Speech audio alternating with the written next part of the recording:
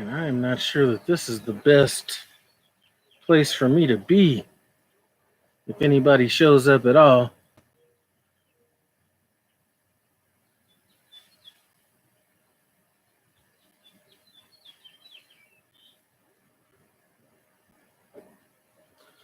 You know what? I think I need to move this computer because I'm not. Let me move this and see if I can get into a better location. There's too much sunlight back here or something. So give me a second to try this out. You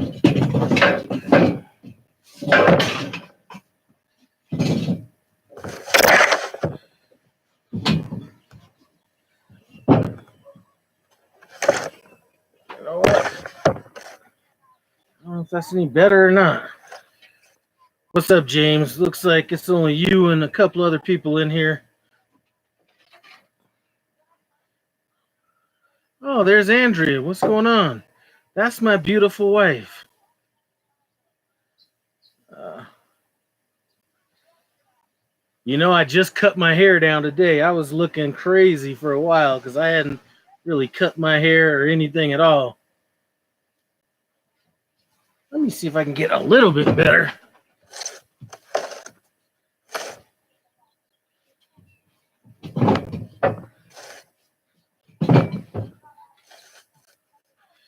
Man, I don't know. This is one of the reasons I don't really like going live or anything. Is just it's hard to get this camera going.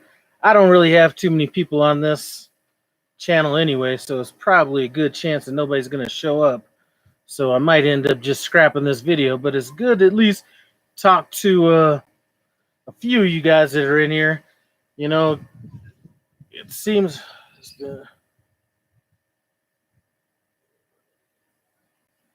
I don't know about that, Andrea, but anyway, some of you guys knew me before I got into trucking. A couple other people, it looks like, may have came along after that change went on. But man, I'm gonna tell you, this has been a serious change. Andrea was just joking around with me yesterday because I was just telling her, man, I got done being out on the road for a while, and the guy that I'm training with, we run. We really, really run. And I got back here, and the first 3 days, all I wanted to do was just really just sleep. And my wife was cracking on me, saying it was because I was used to banker's hours and working when I wanted to work and things like that. So that's probably true to some degree, because it wasn't like I had a set schedule or anything like that. So that's kind of been a huge change. Let me see.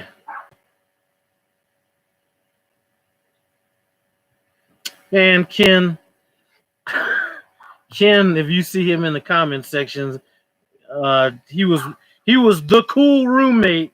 Well, I had a couple cool roommates, but he was a little bit cooler. And he had a car. He gave me a little bit of freedom when I was out in Salt Lake City, but he was only my roommate for about 2-3 days or something like that, maybe 4. So I see that you're at home in Arizona right now, Ken. So I'm not sure if you're going to be at home as long as I'm going to be home. I'm probably going to be home. Shoot, my trainer just got home today. I just got that email. So he's talking about taking a week home or taking a week off. So I've already been home 6 days. So you figure he's taking a week off. I don't know if that started today. Okay, 2 weeks. I'm not sure if his time off started today or he's going to start tomorrow, but you count those 7 days plus the 6 days I've been here, plus at least 3 days to get back here. If he gets a straight shot back. So I'll be home for a while. I need to get up on these cooking videos for my other channel.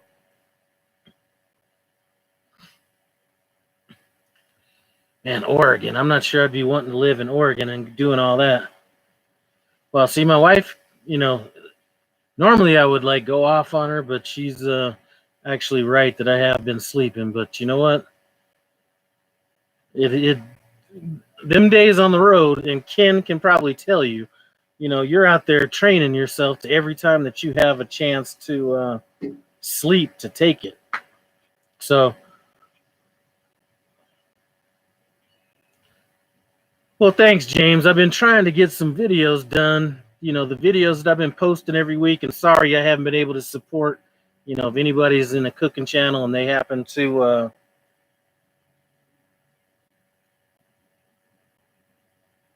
I don't know what my wife is talking about, but I'm going to let her comments slide for a while unless she says something.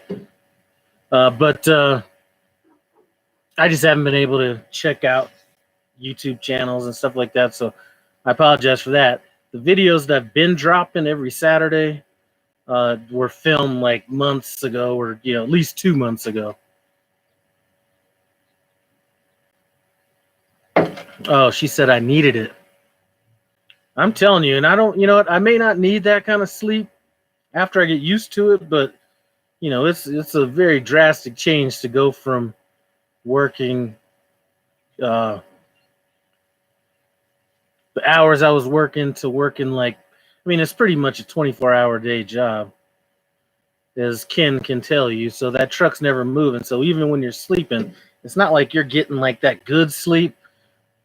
I think as you get enough sleep to get the job done. So you're not like I never felt like I was going to fall asleep on the road or anything like that, but I never felt like I got a good night's sleep. And if you look at any of the videos that I've had on this channel, I look sleepy and eyes were all watery in every single one of those videos. So that has been a change. And like I said, me and my trainer, it's been like 6,000-mile weeks, things like that. So we're getting the shippers and receivers, a day and a half. Well, maybe not shippers, but getting the receivers a day and a half early. And, sometimes we'll pick up another load sooner because we got there earlier. And sometimes we just, we had a chance to chill out in Pennsylvania for a day and a half. So that was really good. You know what, Ken? Here's one thing I didn't expect. I knew I was going to be driving. I knew the miles, all that kind of stuff. I just didn't realize the distances we'd be traveling. It's kind of almost like I just never even thought that you could be in Boston one day and then 2 days later be in LA delivering some stuff and then be on your way to where did I leave from LA that first time? I don't know, but the distances that we're traveling, I don't think I appreciated the fact that there was going to be that much movement. Now, one thing that is a little demotivating, because sometimes I will want a break, so we'll get done dropping a load off, and, I think, okay, I'm about to get some sleep right quick. Yeah, I know. I'm about to get some sleep right quick, so we drop our load, maybe get off the receiver's lot, or maybe we even stay on the receiver's lot if they have that kind of a setup. You're about to get into some sleep, maybe 30 minutes has gone by, and you get those emails. An important message has arrived. An important message has arrived. A new important message has arrived. And it's like, God damn, you don't even have a chance to relax after that. Everybody that's talking about freight being slow, I'm not seeing it. Every time we drop off a load, there is another load almost immediately. I think the longest I've gone waiting for a load has been maybe 4 hours, and I don't think it's been that long.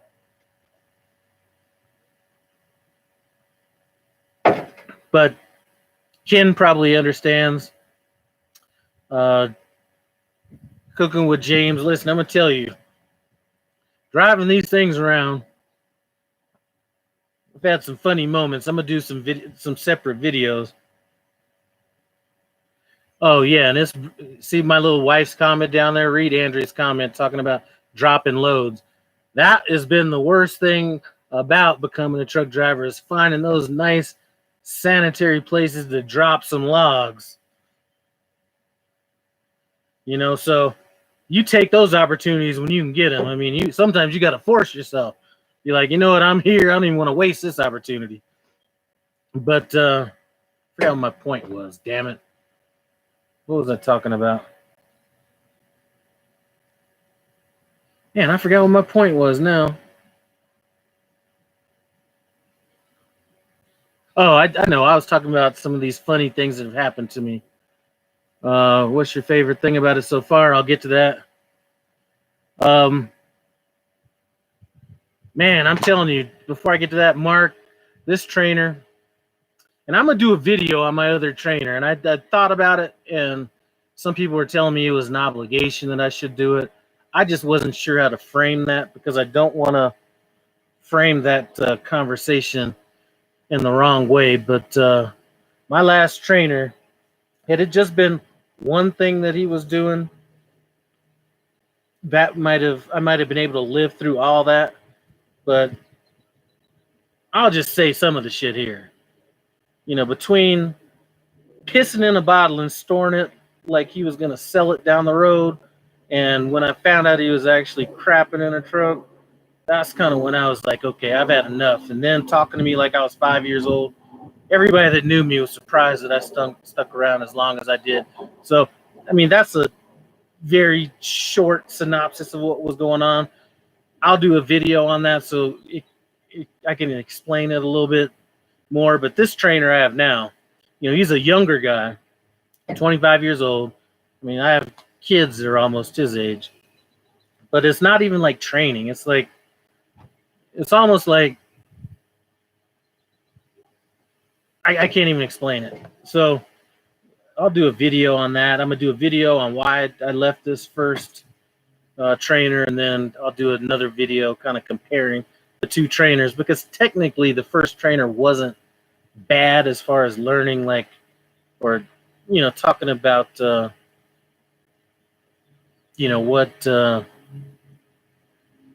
how to do certain things or whatever. No, we didn't have a dash cam. Or I think the first trainer did, but that was his own dash cam, and this trainer doesn't have any of that. But some of the funny things that have happened. So I'm at a truck stop. If you're a truck driver and you go to Salinas, California, that truck stop is like a madhouse. People driving through there like 30 miles an hour, all this stuff. So I'm going in there trying to park, and this isn't a regular parking spot because it's angled like, let's say this, as opposed to straight like this. So I'm coming around, I'm going to back into it, but I need to overcorrect to bring the truck in this way. So I try to do it. I'm all full of piss and vinegar, try to get the truck in, and I can't do it. And I could have done it if there weren't people around, like, all impatient and everything. So finally I just say, fuck it, just park this thing. And that's how I can, that's how me and my trainer can communicate. We're not all worried about it. I'm like, fuck it, park this thing. So he goes, parks it. He's like, all right, let's go inside to eat. I'm going to go ahead and buy you something to eat. And I'm like, we got to hold up about 20 minutes. I'm not going to make this walk of shame right now. I got to let people forget about this. So, we got a good laugh out of that. Later on that day or the next morning, we're in Pueblo, Colorado. And I just got done driving, so I had my shorts. I had the top button of my shorts unbuttoned. So we walk in there and, buying whatever we're buying and everything. I think I'm walking away from getting some coffee. So I had like one handful, and I take 2 steps, and my shorts drop all the way down to the ground. And so I hurry up, set the coffee on the side, but there were, this place was packed. So I hurry up, pull my shorts up, but it was so funny that I couldn't even. I mean, it was just, I laughed for about a minute straight. It wasn't even like I felt embarrassed. It was just everybody in there got a good laugh. So that was one of the funny things that has happened. A few other things that have kind of happened driving wise. I keep mentioning the Pennsylvania mountains, and I've had people say, those mountains aren't bad, or what's up, Pickles? That mountain's not bad, or kind of almost laugh at the fact that those mountains I still mention. And the reason is it was the first real driving experience I had. Not that going through Pennsylvania mountains are hard. I mean, I've gone through I-70, I've gone through, all the Wyoming mountains, gone through, everything Salt Lake going out that way. Obviously not in the snow yet, so I'll probably be having to adjust to that. But those Pennsylvania mountains, that was the first. Uh, that was the first experience, like within my first 1,000 miles of training. And my first trainer was who I was with during this time, and he was back sleeping like I'm sitting here thinking I wouldn't even consider sleeping with me driving this, and he was back there not even concerned about it. So I think it was raining. It was at night, and I mean it was like one of those. It literally almost broke me. I had to stop twice at rest areas, and compose myself to keep going. So that was like a highlight of some of this. The next highlight was but after I did it, that never bothered me again. So when when I did the last video saying I was kicking ass like a jockey going through the mountains, not that that is really all that important, but it was just that one thing I had to overcome. It was like getting your ass kicked by a kid when you were in grade school and kicking his ass when you were in 12th grade.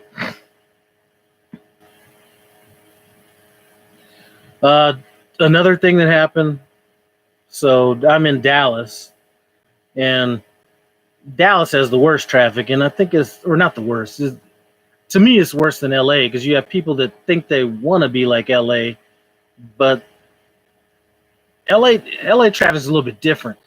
Dallas traffic is just pure speed because there's not that many of them, and then they have like construction throughout the whole city. So I'm supposed to get off at the exit. The exit's closed, so I hit the reroute button on the Qualcomm, and it keeps telling me at the next exit, get off and make a right, whatever it is. But every time I go out there, or every time I'm need to make the right, I'm like passing that up as it's giving me the direction. So I'm like, you know what? Fuck it. I'm gonna get off at the next exit. So I get off at the next exit, and it's a tight turn to make the right or left. I mean, it's almost like not even made for trucks. So there's one lane coming. I'm supposed to be making this right. So there's traffic coming this way, one lane. I have one lane. So in order for me to make this right, I need to basically take up about all that next lane and then maybe about 20 feet of that other lane and then swing back in. So I'm making my turn, and somebody had pulled out of I don't remember if it was a gas station or what it was, but pulled out and didn't allow me to go down far enough. So I'm making the turn. Now I need to cut it a little bit short. So I cut it a little bit short, and my trainer was just getting up. So I tell him, hey, man, you might want to take a look at this. So he gets in the front seat, and we're both looking at the trailer to see if it clears this curb back here. And I'm looking at it. It looks like it's clearing the curb. So I'm like, everything's fine. I look up, and there's like traffic. There's like a traffic, the traffic lights, and they're like not on like a post, but they're on like these wires that kind of square around the entire section. Something told me to look up. So I look up back there, and I'm coming around this corner, and I'm like barely scraping the stoplights coming around that corner. Had I not got that extra inch to do that, my trailer would have caught that cord and brought down the whole thing. So that's another moment that kind of sticks to me. But there's definitely been some times that I felt a little less than comfortable. And Ken, I've gone through all them Pennsylvania mountains, so I'm sure you probably have too. But I've came in from the west, came in from the south. I think coming in from the west is a lot harder than coming up from the south. I'm trying to see these comments. Hey, Mark, I'm telling you, you're starting in July. I need to get your trainer. They did change the requirements for the miles and things like that. To me, it's not that big of a deal. I would rather be overtrained than undertrained. So I'm going to stay on my trainer's truck. But as far as my experience with Prime, I came into this kind of thinking, whatever your thoughts are, you always have like, an idea of what you're going to expect. And my experience with Prime has been better than what I expected. So as far as the trucking company, if you're going to do over the road truck driving, this is, I think, about the best training that you can get from what I've heard from other people going to other companies and things like that.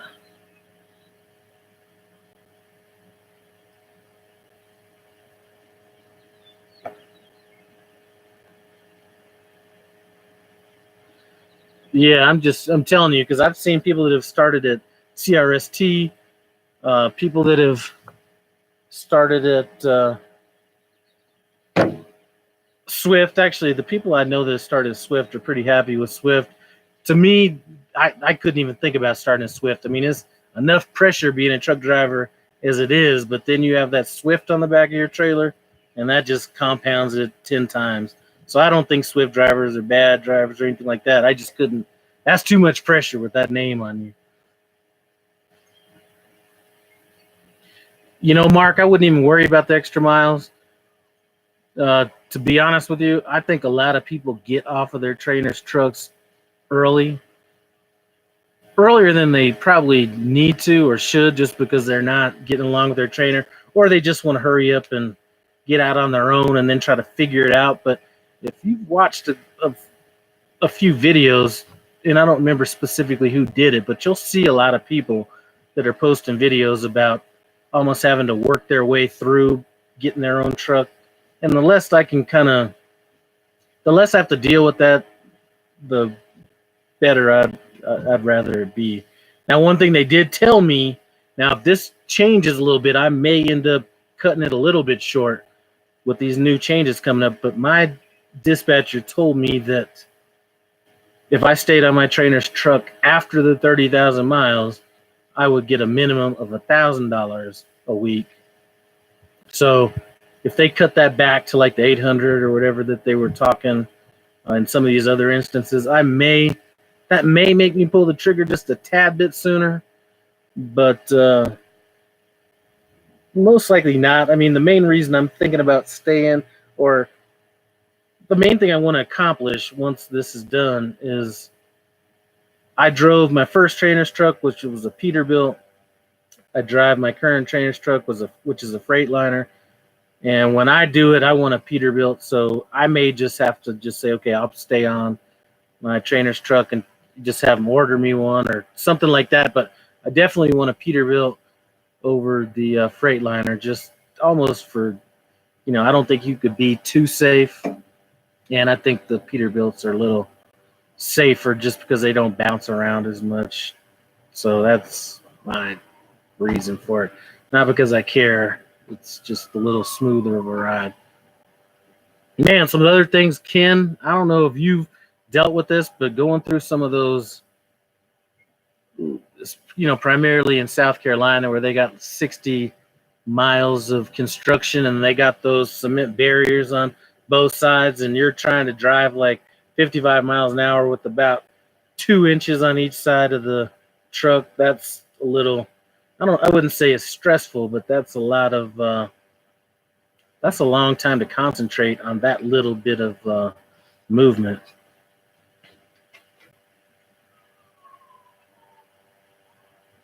How did I get involved with truck driving? I had one of my best friends I was in the Marine Corps with. Actually, I taught him how to drive a stick shift back in 1988. And when we got out of the Marines, he became a truck driver. And I ended up just becoming a car salesman back then. And anyway, it's always been in the back of my mind. And the more and more I hated the mortgage business, the more and more I kind of thought about that, because I knew it was a way to go from, basically ground zero to making a bunch of money pretty quick. And the job is stressful, but it's not the same kind of stress. Like, I'm not going to wake up in the middle of the night worrying about what's going to happen a week from now or 2 weeks from now with a loan or things like that. So I kind of was thinking about it. Then I started watching videos on certain channels, and then that kind of got me into that truck driving thing. Okay, Mark C asks if I plan on staying the entire year. I thought I read a post from you that you might only stay. No, that was no. I might have. No, I've never thought about leaving Prime within the year. Uh, so that must have been something that that you either I misspoke or it was taken the wrong way. I might have said that I plan on staying on this truck 2 months after I upgrade, but yeah, no, I don't have any reason to leave. I kind of was, you know, my thoughts have changed on this, and a lot of it's changed because I've seen some of these chicks that have been going around. My trainer showed me some of his solo checks, and then showed me some of his team checks. When he's training, and my initial thoughts were, if I like trucking at all, was I was gonna get my training with Prime, stay there for a year, complete my year, maybe a little bit longer, then buy my own truck, and then kind of go that route. And that's kind of changed a little bit, because if I can net the amount of money that some of these guys are netting and not have as much liability, then that might be the way to go. So I'm completely happy with Prime, so I don't plan on leaving. As a matter of fact, if the money was a little bit more than what Ken is talking about here, an extra $200 a week, if it was a little bit more than that, I think for me to stay on my trainer's truck or a team situation in general, it might end up having to be closer to that $1,700 a month area. I mean, long term, I'm saying past a couple months, just because it wears you out. Just staying on that truck moving that entire time. So so Trucker Girl Kiana's in the house. So you know what? I ran into Trucker Girl Kiana when I was in training in Salt Lake City, and she's out there doing her own thing. And I admire, one thing I do admire about any of this is, I never really, it wasn't that I disrespected the trucking profession or respected it. I was just neutral on it. To me, I just thought it was, it was almost just a job. Anybody I see out here doing it now, I have 100% respect for, now that I know everything that's involved in it, especially when you're dealing with a woman truck driver, things like that. There's a lot of things that men take for granted, like, pulling over on the side of the highway and, doing that kind of thing, that women just don't have the same, they just don't have the same opportunity. Well, maybe they do, and I just don't know, but either way, it's not quite as easy as doing it. So, I respect that. And somebody had asked me a while back in one of my comments, I might as well just mention it here. It's probably going to be something that I bring up. My trainer is Lise. Somebody asked me about racism in trucking, and I wasn't sure if they meant like at the shipper receiver or just what I meet along the country, things like that. The only racism that I have seen personally, because in general, I think there's racism in trucking, but I think most of these truckers, especially the old ones from the old days that might be, you have a higher chance of being racist, are so fucking lonely that they'll talk to you about anything. So, like, for example, you could ask somebody, or you could just tell somebody at a truck stop, nice truck, and that could turn into a 30, 45-minute conversation. So I haven't really met any of that, but what I have met wasn't directed at me. It was directed at Indian drivers, and boy, Indians are rolling deep out here. And I'm not talking about the Indians from like America. I'm talking about the Indians from like India.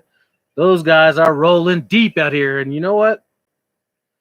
If you do this job as good as, them or most of these people are doing it, I have all the respect for you. So I've heard like on a couple occasions where, one occasion there was an Indian guy and he's out in front of his truck, has his prayer mat down, and he's praying. And I'm walking out from like a truck stop, some people were walking in, and I hear one of the guys say, that's what's fucking wrong with trucking right now. So that was one of the things, and then somebody said something else. I don't remember what it was, but those are really the only two times that's came up. Now, Kiana, I'm going to tell you, as far as the trucking stuff goes, obviously, learning, and actually, I don't, becoming comfortable with the truck and all that kind of stuff, I mean, that's going to come with time. Really, right now, what I have the most apprehension about is that all these shippers and receivers are so different. So trying to understand exactly what you're supposed to do with each one of those is it just brings up a higher level of stress when I pull into a place I'm not exactly sure of, where to check in, how to check in, all those different things. So one of the reasons I'm staying on my trainer's truck is to possibly come into as many of these shippers and receivers as possible.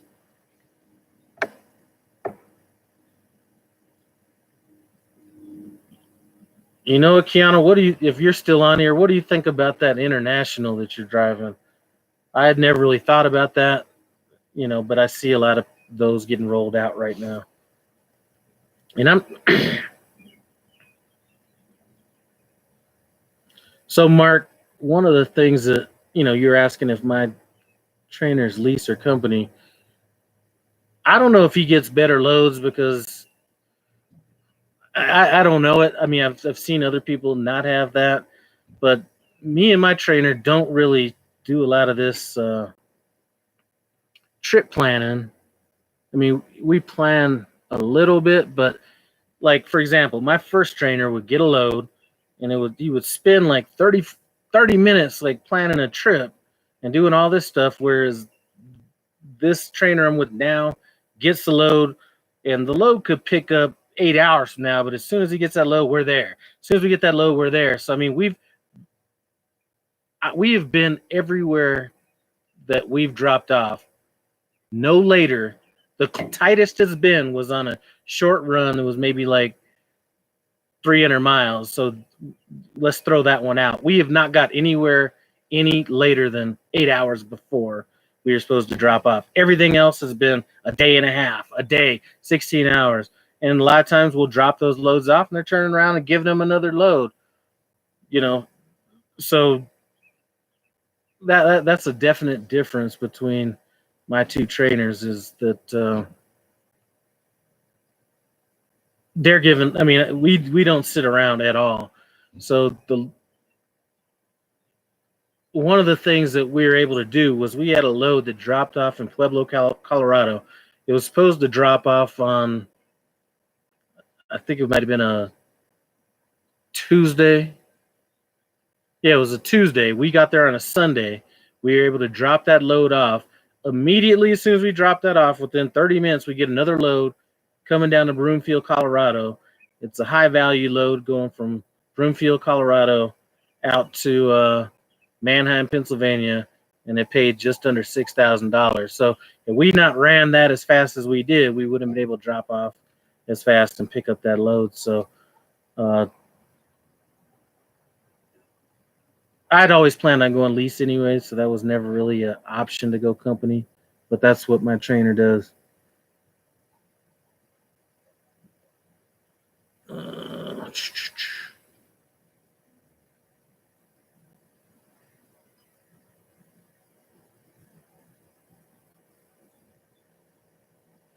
It's better to be early. I'm sure, Ken, I'm not going to throw anybody out there, but we all know who I'm talking about. Her and her trainer be lollygagging all around the country and doing all this stuff. I mean, taking like 4 days to go from, it wasn't even like the far East Coast. It was like it might not even been as far as Colorado, but taking all that time to go out to California.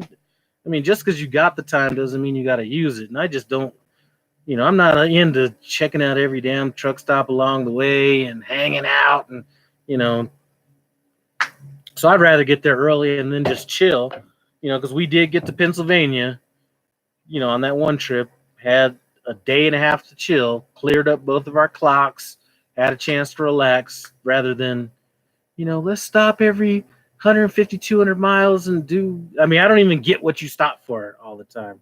So I don't know. I'm new, so I don't know anything.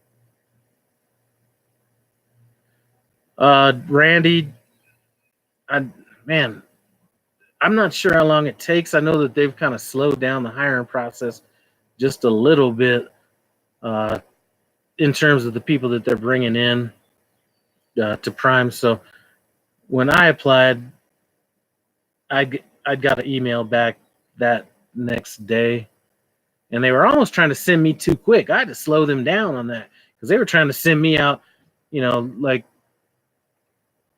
I submitted the application. He basically called back. We spoke a little bit, and he's basically trying to get me out and within 6 days. And I was just like, you know what? I'm a grown ass man. I can't leave that quick. So I ended up going the week after that. So yeah, 5 states they're not hiring from. Washington. Fuck, I don't know what they all are. I know it's Florida, maybe Georgia, Washington, California. There's another one of them Northeast states I think they got in there.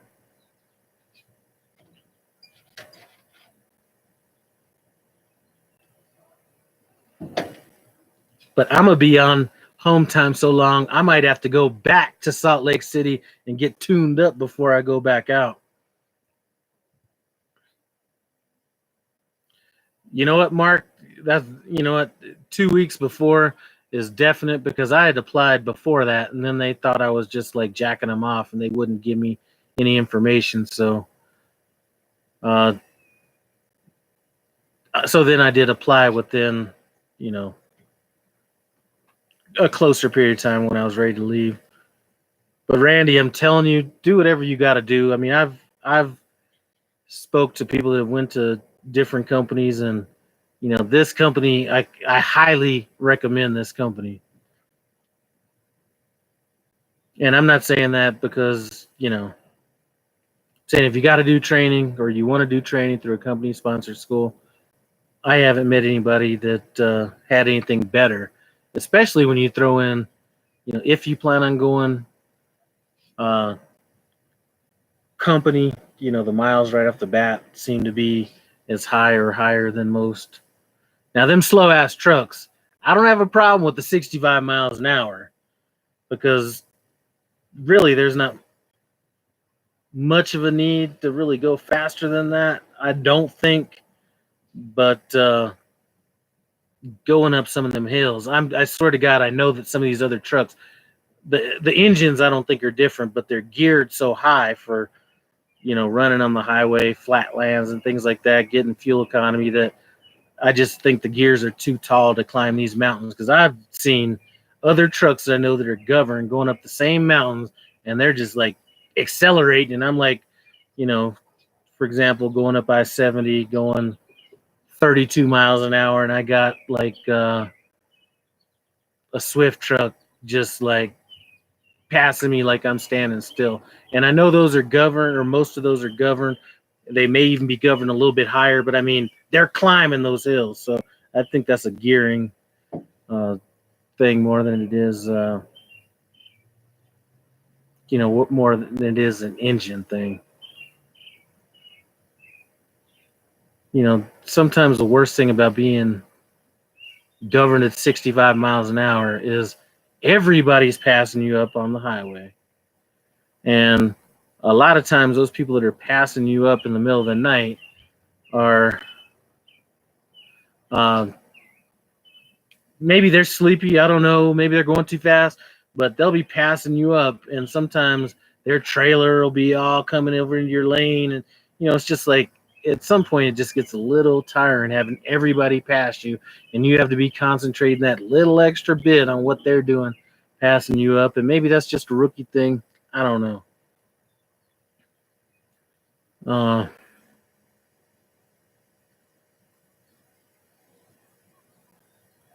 You can have so my trainer's a lease guy, so his is 65. If your company, I think it's governed at 62 miles an hour.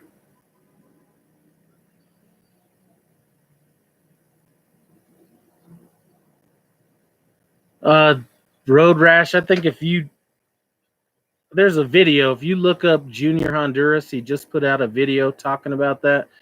And let's see, I have a Class A, but no experience, but over 10 years. You could go through Prime, but there's a certain amount of miles that you'd have to get retrained for. And there's another YouTube channel named Junior Honduras, and he actually broke that down on a video that I think it got dropped either yesterday or today. And that would be the video I'll go to and see kind of what you need to do as far as that goes, or if that would work.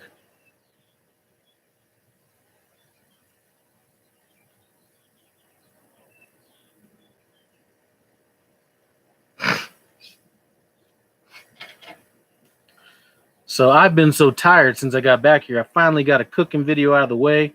So that video, if you haven't gone and checked out my barbecue and cooking channel, go check out No Hippie Barbecue and Cooking. I just did a Mexican street corn salad video that I'm editing right after this is done. Well, actually, it's already edited. I just need to upload it. And I'm not sure if I'm going to upload it for this Saturday or wait till next Saturday, but did that. And then I'm going to be starting a video for tonight. That's going to be a spatchcock. What was that? Spatchcock grilled chicken video that I'm going to be working on tomorrow.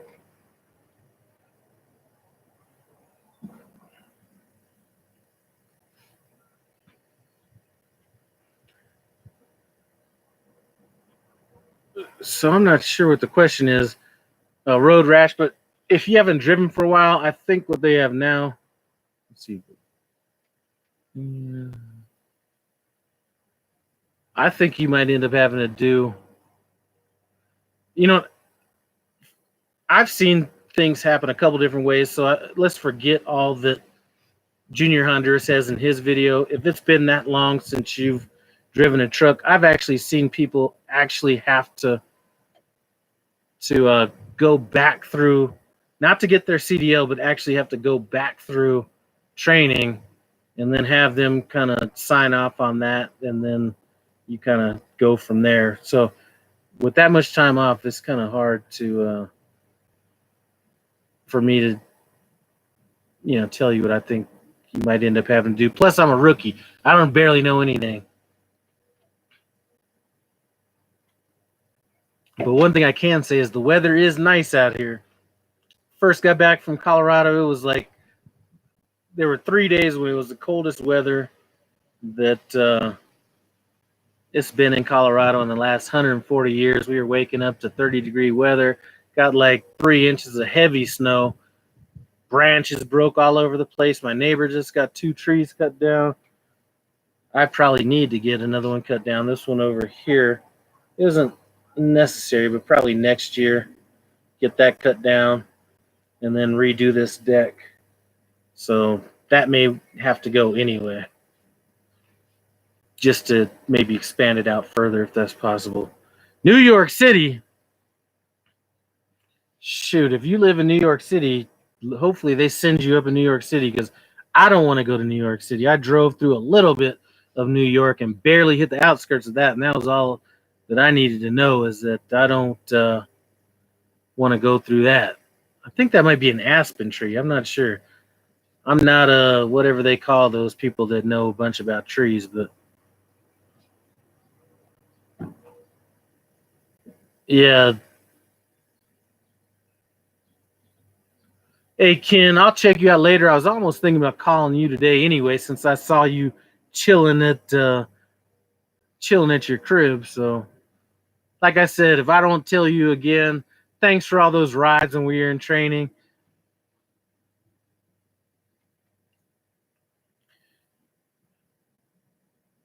I'm not sure where I went in New York. It was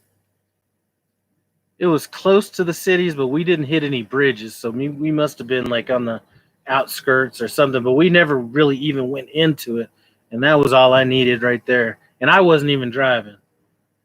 And I always keep hearing about these horror stories of people going into the five boroughs and all this stuff, and I don't want any part of that. So I'm sure you could get all the home time you wanted if you lived in New York, taking any freight that went in there, because I know a lot of people are turning that down, from what I've heard.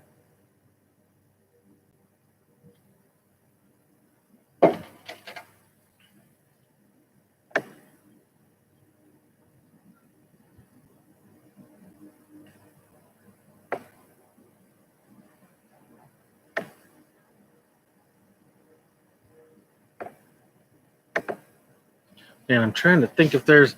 I'm gonna end up having to do another video. I thought I was gonna get in here and kind of talk about Prime a little bit more.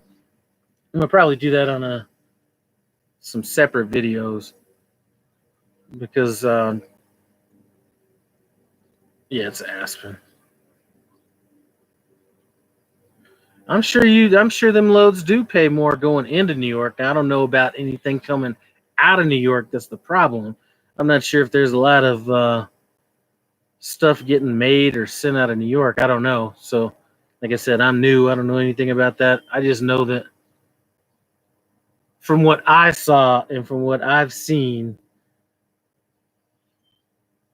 I you know I I'm new, so I wouldn't be in the position to be turning off or turning down loads right off the bat. But I can assure you that I would rather make less money, a lot less money, and go somewhere else than go into New York. Jack Payne, yeah.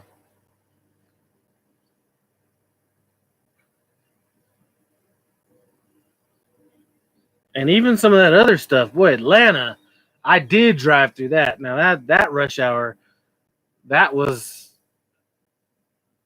that was almost like LA. I think that was almost like LA, like LA, Oakland, San Francisco type traffic, but in a more casual. I can't explain it. It was almost like I can't even explain it. Like to me, okay, this is the closest I can come to it. And maybe if there's other truck drivers out there watching this, to me, driving in LA, everybody might be driving crazy, but I feel like everybody is like kind of super attentive, or they're used to it, or something like that. Being in Atlanta traffic is almost like still the same kind of traffic, but everybody is more casual about it, almost like almost just like slower. I mean, they're still going fast, but it's like nothing's like a hurry. I can't explain it, but it's like everything takes that second and a half longer. Like if somebody needs to step on their brakes, it's like takes that extra second and a half longer. Or if that makes sense, I'm probably not making sense, but to me, that's kind of what it feels like. So, uh,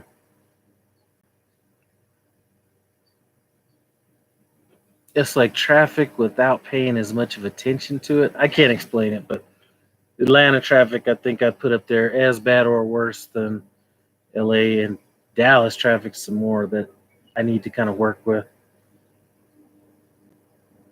But anybody that's driving, if you can, just drop it in the comments. How long did it take for you to become like completely, not completely, because I don't know if you ever become completely comfortable with driving, but to where everything isn't like something that you need to think about. Like you're making a right hand turn and you're not always having to check, even though it's a good thing, always having to check to see if your trailer cleared, or always having to check every little thing that you do. That's just a question that I have for anybody that's actually driving right now.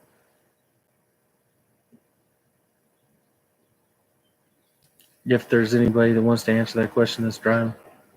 I know a few truck drivers were here a while back. They they can't drive. That is one thing I will say about Atlanta drivers is It's almost like they want to be like rush hour type people, but just don't have the skill set to do it.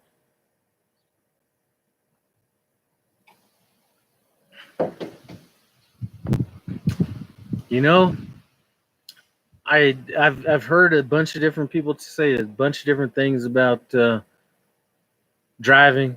I've had some people that say it's second nature at some point. For people say that they always try to keep a second, heightened level of not a heightened level, but they all, they don't take anything for granted. So they're not, so they're always, you know, checking trailers and doing all this kind of stuff. I'm just wanting to get to the point where it's just second nature, because the hardest thing about driving, and like I said, me and my trainer, we put on some miles, is staying that focused for that period of time. So a driver that's been driving for 2 years may not have to focus on every little detail that I need to focus on. So it's not as draining for them during that drive. That's the hard thing for me, is that, everything is, and not so much as it was at the very beginning. Obviously, it's getting better and better, but still having to focus more than the average truck driver on every little thing is hard. Man, Jack, we basically wash out these trailers almost after every wet load. But I'll tell you one thing about them meat loads. If you've been to some of the meat packing plants, though, and I'm not exaggerating on this at all. What's up, mob trucker? That's my boy right there. Somebody that gives me some advice. Going to some of these meat packing plants and I'm not exaggerating, almost makes me want to go vegan. It's that nasty. So we were just at a meat packing plant a little while back. We get there, it's been raining, so they don't even have the courtesy to have these, or not the courtesy, yeah, the courtesy to have paved places where they put all these trailers. So it's raining, then you got all the mud that's down there, plus these trailers. Some of them trailers, once they've been loaded, I don't know if they load these things and they're partially thawed, whatever it is, but you got blood leaking out of the trailers and the mud and the water. I mean, it's nasty. I mean, it literally has me thinking about going vegan, which may not be a bad thing, but that shit's just nasty. Anyway, for any of you guys that are into trucking or wanting to know about trucking, mob trucker right there. Last time I checked, I don't know if he took some videos down or not. He's hauling containers out of Georgia or Alabama, somewhere down in that area, and actually giving some good knowledge on that, on them containers.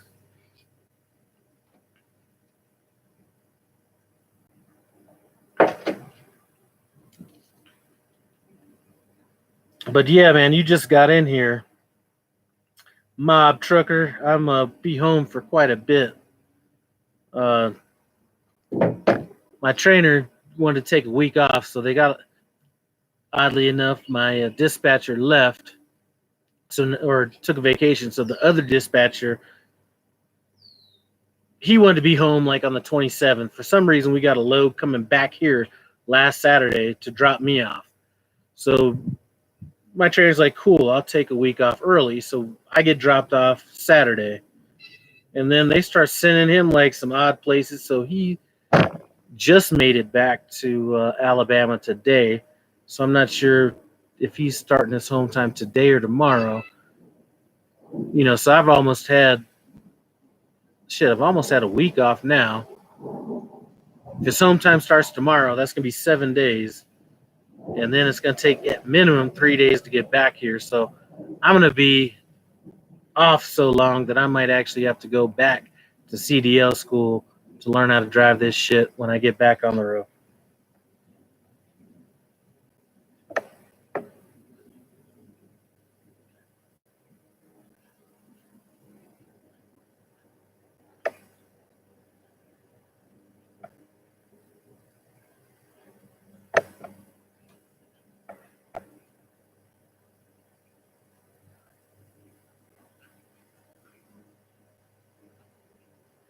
All right, Mark, man. Thanks for stopping by. All that stuff. I appreciate it. Man, I'm telling you, I mean, as far as the time it takes to go back and forth, and I'm going to go back and kind of talk about this. Me and this trainer finally got a decent trainer.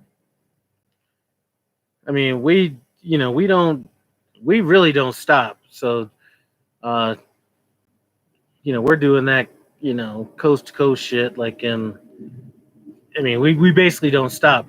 So I know that whatever, if it takes him, I figured it would take him at least 3 days to get back to Alabama.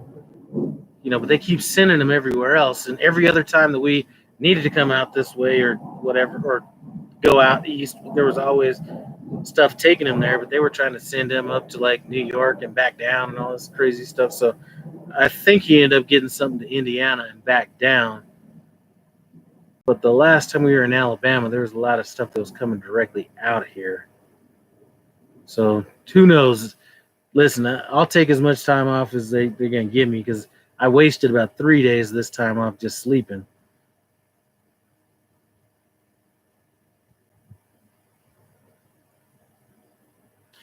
You know what? I don't have a problem.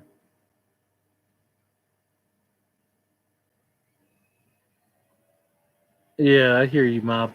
I don't have a problem backing into docks. What I have a problem with is backing into these damn truck stops. And most truck stops are a little bit easier, but I don't know if you've ever been to Salinas, California, but that truck stop up there is just like, I mean, it's like almost damn anarchy up in there. I mean, trucks driving through there like 35 miles an hour, honking, running, almost running over people. I mean, it literally was like, it was anarchy.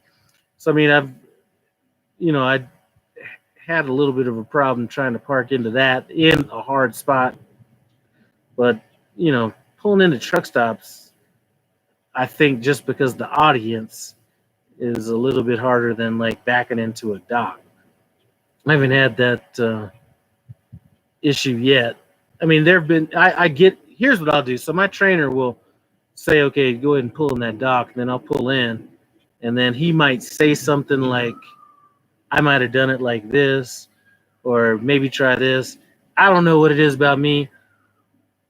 To me, backing is backing, and I'll fucking blindside some shit just as quick as I will just a regular thing. So sometimes he'll just be like, just make it easy. You could have done it like this, whatever. And,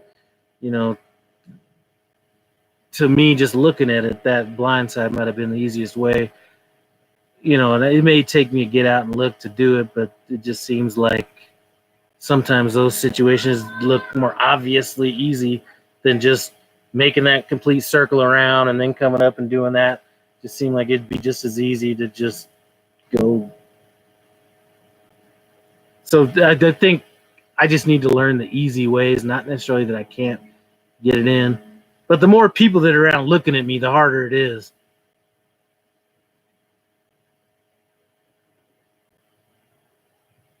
And see, my wife, I get to spend all this quality time with my wife. I can't believe it. I'm so lucky that I'm back here to spend time with my wife. Love you, baby.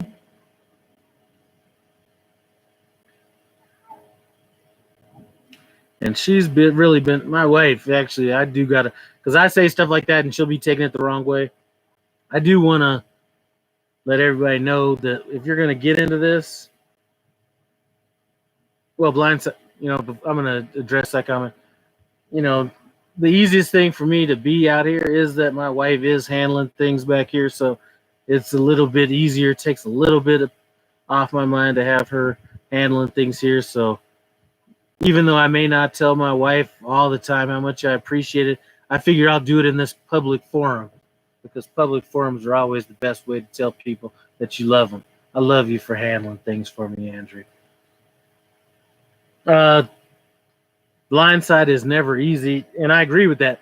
But I'm so new at this that, or not so new, but I mean, if you really think about it, how many times do you really back up during like a training process? So, I mean, unless you just sit there for a while doing it. But to me, I haven't been able to identify easy ways to park and harder ways to park. So to me, sometimes when I'm pulling in, the easier way to me would be just to blindside it. And, so it takes me, it may take me an actual get out and look because, you can't see that side as easy. But in reality, sometimes to me, it's almost, I could see my trailer even better out that mirror than I can this mirror sometimes. So I really don't discriminate whether it's a regular or a blind side. I obviously, I don't know. Sometimes I just think I need to learn what the easiest way is. Like he'll tell me rather than doing like a 45-degree or 90-degree back into this dock, I could have just came in, pulled all the way out on the street, or maybe not even the street, but pulled all the way up and then came back. But in my mind, all I'm thinking about is what we went through in training. So I don't even look at it that way. I look at, okay, well, I got this much room. Let me pull up, set up, and then back in. Whereas I'm not looking at things or trying to even, rather than look at the easy ways, I'm trying to look at ways I've been trained. So that might be why I might take what would be considered the harder way out. But it's, in my mind, I may not even be thinking about another option to do it.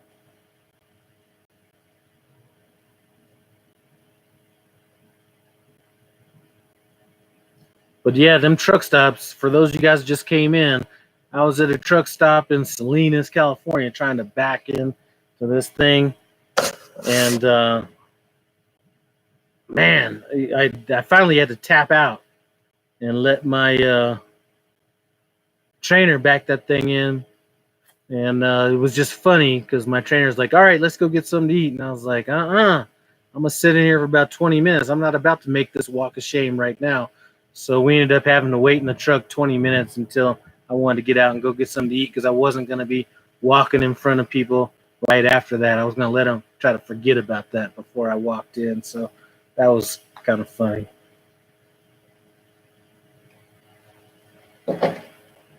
I hear you, Sam. I always got to make it easier, but sometimes it's just hard for me to figure out what may be the easiest. Or identifying that. Because like I said, in trucking school, all they did was teach the, maybe a 45-degree, a 90-degree, offset, and then all this other stuff. So my mind isn't automatically clicking to that. Oh, no, listen, I'm not trying to end up on a YouTube video. That's why I'm saying I will get out. And I don't really get out and look on all of them because I usually have my trainer. Yeah, I hear you. I don't always get out because I have my trainer, but when I am doing those, actually the couple times I've went ahead and hit that blind side because now it's become a joke because I bring it up a little more often. And a lot of times it's just joking, and he'll just say, "All right, go ahead and hit it." So on those times he won't get out of the truck, and I will have to get out and look and do that. But that a lot of times that's just a joke. And I mean, as far as the backing and all that stuff, to me, that's the easy part of it. It's just trying to figure out some of this other stuff or it's not the easy part. It's things I think that you just learn over time. It's some of the other stuff that just kind of stresses me out more than the actual backing or even driving forward. I mean, I still get a little apprehensive driving forward in certain situations. Like you throw me mountains, rain, and night at one time, then I'm gonna feel a little uncomfortable. Like if you throw me mountains and rain, I'll be okay. Or if you throw me mountains and darkness now, I'll be okay. But if you throw me all three of those, then I feel a little uncomfortable about it.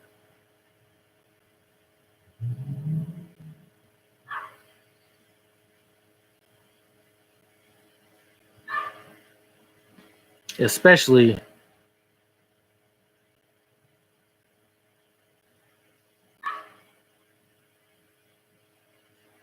You know what? And that's the thing. So going down some of these hills, I'm going down this hill in Utah, and you have all these guys that are driving down the hill like 70 miles an hour. It seems like I don't know what they're driving. I might be doing 45 or whatever it is, but they're passing me up. Their trailers all coming into my lane and all this stuff, and you know, I think the actual truckers. Everybody talks about four wheelers or regular people, trying to kill you. I think I've had more like truckers try to kill me than like regular cars. Either passing me up and drifting in my lane or going down the hill off fast and trailers swinging in my lane. But yeah, well, I'm not to your point yet. 65. Maybe I'll get there at one of these points. And no, I'm not looking forward to no ice fog. Strong wind, yes. Actually, when I first got out here with my first trainer, I hit strong wind in Kansas with the empty trailer, and I kept telling my trainer, "This is like some strong wind." I didn't want to like bitch out and tell him we need to pull over. I was like, "This wind's a little strong," and he really wasn't saying anything. So we're waiting for a plan, for a load to come in, but I guess the dispatcher told him that it's probably going to be somewhere in Kansas. So we're driving kind of out that way without a plan. So finally we get the plan. We got to turn back and go back about 20 miles to pick it up. And the freeway was or the highway was blocked off because some trucks and trailers had been blown up, blown over. So it wasn't until then that he acknowledged that I might have been right about driving in some high winds. So I've been through that, but I haven't been through that in mountains or anything like that. Just straight Kansas, whatever.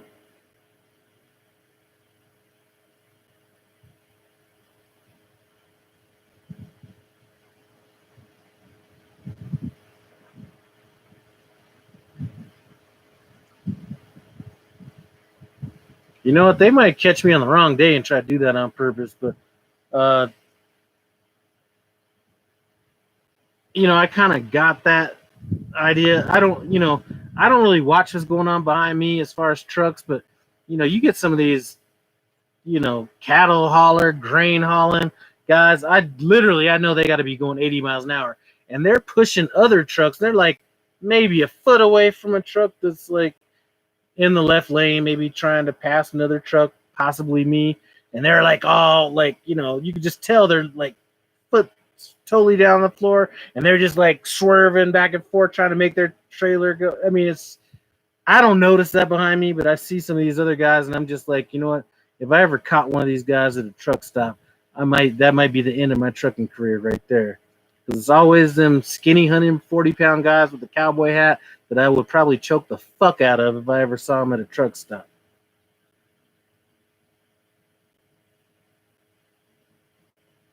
So those guys really uh, get me.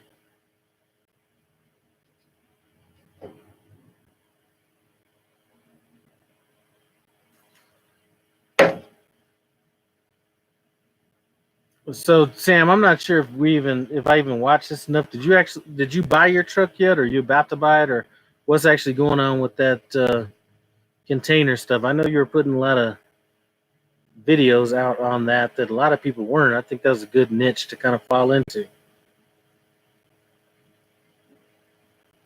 All right, that's what I'm talking about.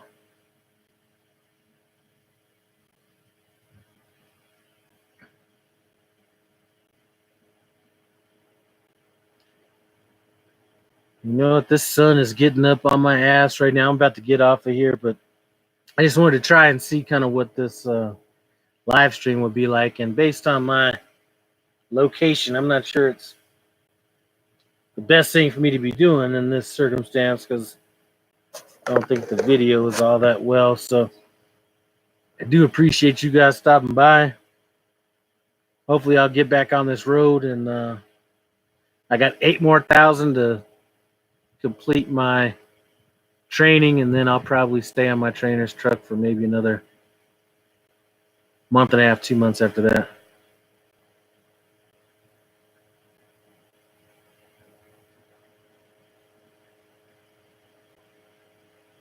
You know what? That's the problem with YouTube. I hear you, man. And you know what? I wanted to mention that, but I didn't want to get dragged into all this other stuff. There's so much negative bullshit on there with YouTube trucking. I mean, it's worse than Real Housewives of Atlanta. Watching some of this YouTube stuff, so I understand why you wouldn't want to put that much stuff in there. I try not to, I try not to mention it just to stay away from it. But some of that stuff, yeah, I can understand it. So, all right, man. Well, I appreciate you guys. I'll probably be getting back with you on a phone call, Sam, one of these days. But I do appreciate all the help you've given me and everybody else. Thanks for stopping by No Hippie Trucking and Transport. Go check me out on No Hippie Barbecue and Cooking. And I'm out. As soon as I can figure out how to get out of here.